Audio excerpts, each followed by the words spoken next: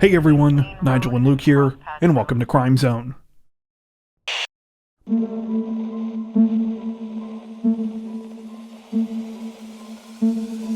Authorities in the city of Pueblo, Colorado say that they arrested a man who was essentially a walking public service announcement about what not to do behind the wheel of a vehicle this week after he allegedly crashed into the front of a local DMV office while both driving drunk and street racing. According to reports, the incident took place sometime on the night of August 20th when 20-year-old Isaiah Trujillo was racing another vehicle down 4th Street. At some point, he lost control of his vehicle, sending it skidding sideways through a nearby parking lot, over a curb, and right into the front doors of the Pueblo Department of Motor Vehicles office. Security cameras on the exterior of the building reportedly captured the dramatic crash, which resulted in serious damage to the office's front entrance. Though Trujillo eventually fled the scene following the accident, it didn't take long for police to catch up with him and he was placed under arrest. He has now been charged with driving under the influence, leaving the scene of an accident, and careless driving.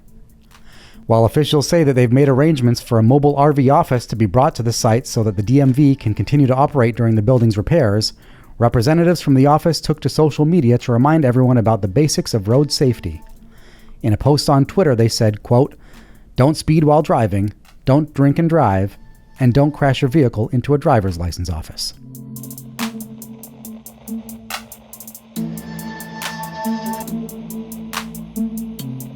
Authorities in Bristol County, Massachusetts say that a Rhode Island woman got quite the surprise at the end of her nightly commute this week when she discovered that she had an unknown and unwanted passenger lying in the back of her vehicle.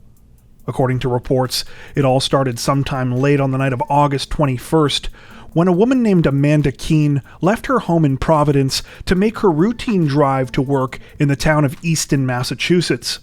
Amanda reportedly works as an overnight delivery driver for a company called Honeydew Donuts, and her shifts begin late at night and run into the following morning.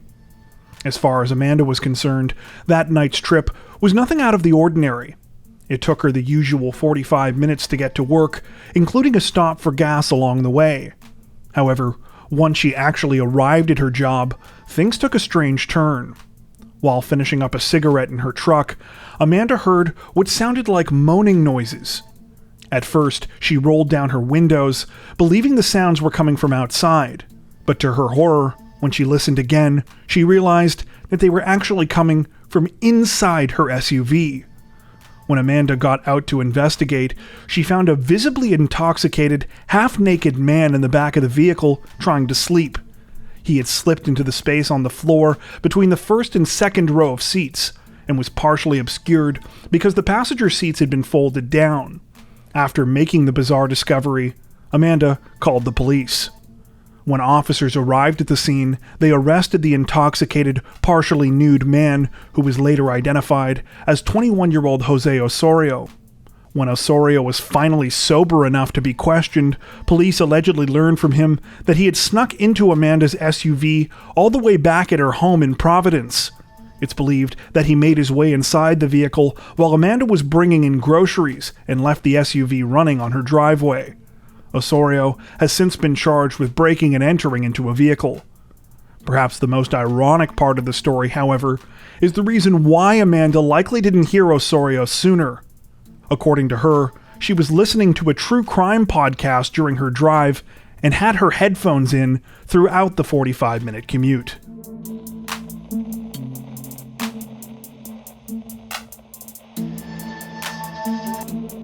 Authorities in Tucson, Arizona say that 4 people are dead this week, including the gunman, after a man allegedly shot 3 people while being served an eviction notice and then turned his weapon on himself. According to reports, the incident took place on the morning of August 25th at the Lynn Commons Apartments located near the intersection of East Lynn Road and North Palo Verde Avenue. Police were called to the scene just before 11:15 a.m. with reports that shots had been fired. The shooting allegedly began when 2 people, 28-year-old Angela Fox Heath and 43-year-old Deborah Martinez Garabay, attempted to serve an eviction notice to one of the apartment complex's residents, 24-year-old Gavin Lee Stanzel. Stanzel was reportedly being evicted for violating the terms of his lease agreement after he allegedly threatened a neighbor with a gun and, quote, otherwise disturbed the peace at the apartment complex. Angela was the building's manager, while Deborah was the constable responsible for serving the eviction notice. However, when they went to Stanzel's apartment, he allegedly opened fire. When officers arrived at the scene, they reportedly discovered Angela in the property's courtyard. She was suffering from multiple gunshot wounds and was pronounced dead at the scene. The tragedy continued when police eventually made their way into Stanzel's apartment, where they found Deborah also suffering from multiple gunshot wounds. Sadly, she also didn't make it. Stanzel was found dead inside the unit as well after allegedly turning his weapon on himself. When officers performed a broader search of the apartment complex, they discovered a third victim of the incident, 25-year-old Elijah Miranda.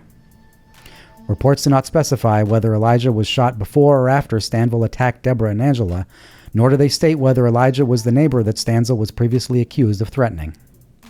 While little additional information has currently been reported about the incident, Deborah's family members have come to express their concerns over the dangerous situations constables like her face while on the job. They say that while she had only been in the role for a few months at the time of her murder, she had noticed that the communication she would receive from apartment managers and law enforcement before these kinds of situations was often lacking, with little to no warnings being given ahead of time about the potentially violent histories of the people she was there to evict. At the same time, the county had allegedly been slow to give her the standard tools she was supposed to have for the job. After 6 months, she apparently still had not been given her county-issued firearm, Kevlar vest, or badge. At the time of this recording, the situation is still developing.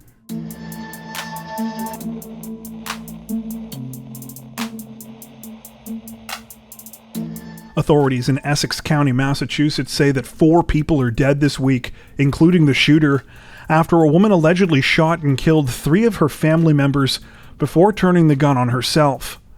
According to reports, the incident began just before 3 p.m. on August 23rd, when police in the city of Lynn received a call about multiple shots fired at a residence on Rockaway Street. Officers arrived at the residence to find the bodies of 66-year-old Mohammed Sharifi and 34-year-old Sanjar Halin. A short time later, police found the body of a third victim, 56-year-old Abdul Halin, in his car about half a mile away from the initial crime scene. At around 4:30 that afternoon, police found the fourth and final body connected to the case, that of the alleged shooter, 31-year-old Kosei Sharifi.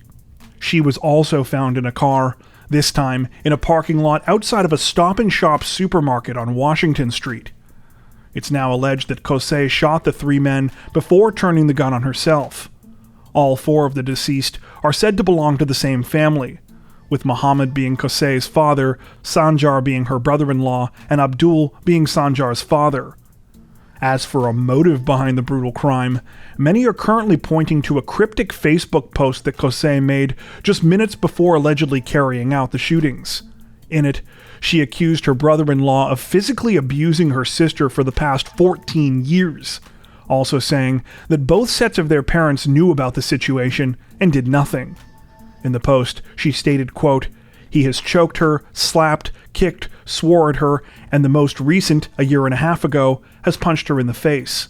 How long did he think he would get away with it?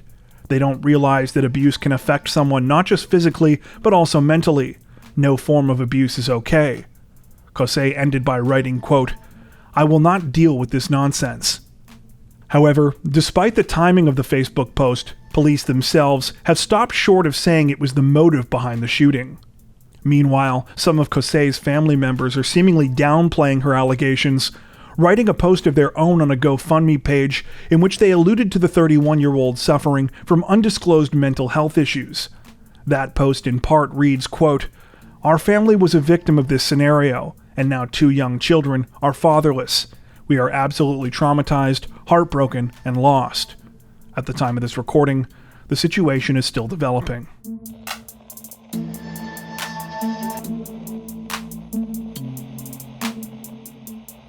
Representatives from the NYPD say that 3 people have been arrested and are facing charges this week after a tragic hit-and-run took the life of a 69-year-old woman. According to reports, the incident took place on the morning of August 25th, when 69-year-old Kathy Garcia was on her way to her job in the Application Investigation Unit for the city's Department of Corrections. It was about 5:15 a.m. when Kathy was just blocks from her home in the Bronx's Concourse neighborhood when out of nowhere her Mitsubishi Outlander was struck by a BMW X6. The driver, 24-year-old Carlos Hernandez, was reportedly speeding at the time and ran a red light at the intersection of River Avenue and East 161st Street, sending him slamming into Kathy's vehicle. Though Hernandez and his two passengers, 29-year-old Edwin Amparo and 28-year-old Arjualdo Rodriguez, were able to walk away from the crime, Kathy was not so lucky. However, instead of trying to get help for the dying 69-year-old, Hernandez and his two passengers fled. By the time Kathy was rushed to the hospital, it was too late, and she was pronounced dead after arrival. According to reports, Hernandez, Amparo, and Rodriguez ultimately turned themselves in a day later after news about the hit and run began to be widely reported. Authorities now allege that at the time the crash took place, the three were stealing catalytic converters from other vehicles in the area. Several were reportedly found in the abandoned BMW at the crime scene along with undisclosed burglary tools. At the time of this recording, Hernandez remains in custody and has been charged with manslaughter, reckless endangerment, leaving the scene of an accident resulting in death, and criminal possession of stolen property. Amparo and Rodriguez, meanwhile, have each been charged with criminal possession of stolen property and possession of burglary tools.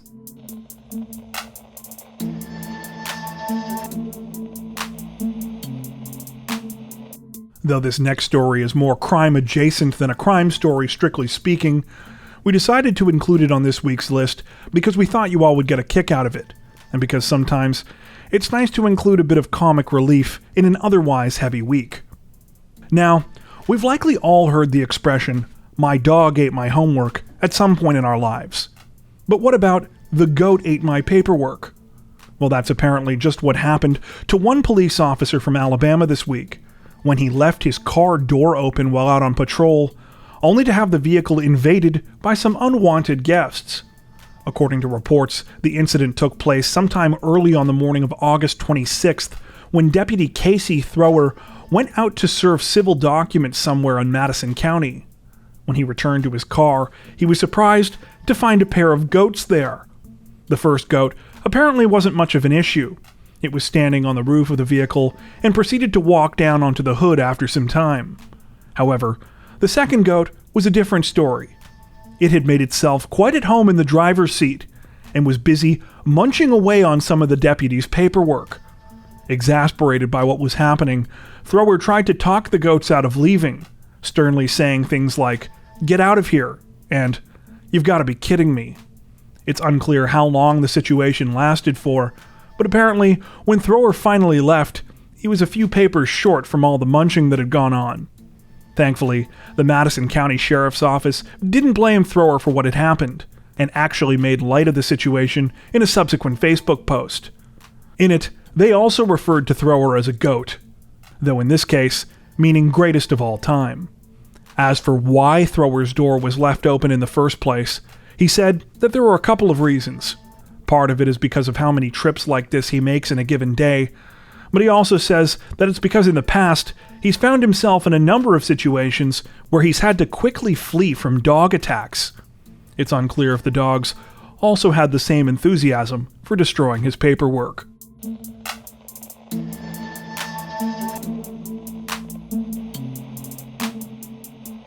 Authorities in Houston, Texas say that at least 4 people are dead this week, including the suspect, after a man allegedly set fire to a multifamily residence and then shot at people as they fled the blaze. According to reports, the incident began just after 1 a.m. on August 28th, when police and firefighters received calls about a fire at 8020 Dunlap Street. The scene of the crime has been described as a multi-room rental facility where a number of people lived. When emergency responders arrived at the scene, they initially had to retreat when shots were fired in their direction. It's believed that the suspect set fire to the building before shooting at anyone he could who was fleeing the area. Things escalated when police arrived at the scene, and one officer came face-to-face with the suspect in a parking lot across the street from the rental facility. The officer exchanged gunfire with the suspect, ending when the suspect was struck and killed. The gunman has not been identified by name, though multiple reports state that he was a black male about 40 years of age. Sadly, 3 other people were killed before police arrived. They also have not been identified, though are said to be men between the ages of 40 and 60. At least 2 other people suffered undisclosed injuries as a result of the attack. Though little else has been released about the case at the current time, police have said that the suspect was a longtime resident of the building where the attack took place. It's said that he was recently served an eviction notice, leading to some speculation that this might have been the motive behind the crime. However, this has not yet been confirmed. The situation is still developing.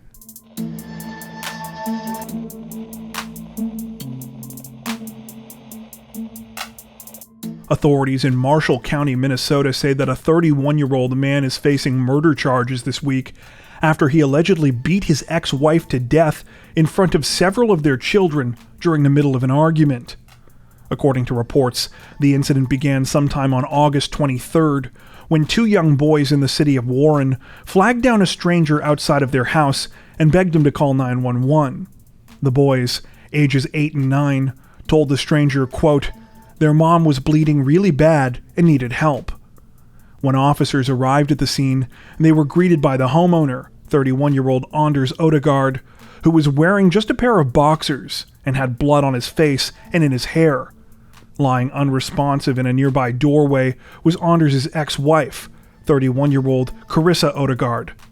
Anders was placed under arrest, and Carissa was airlifted to a hospital in Fargo, North Dakota. Sadly, she was declared brain dead the next day.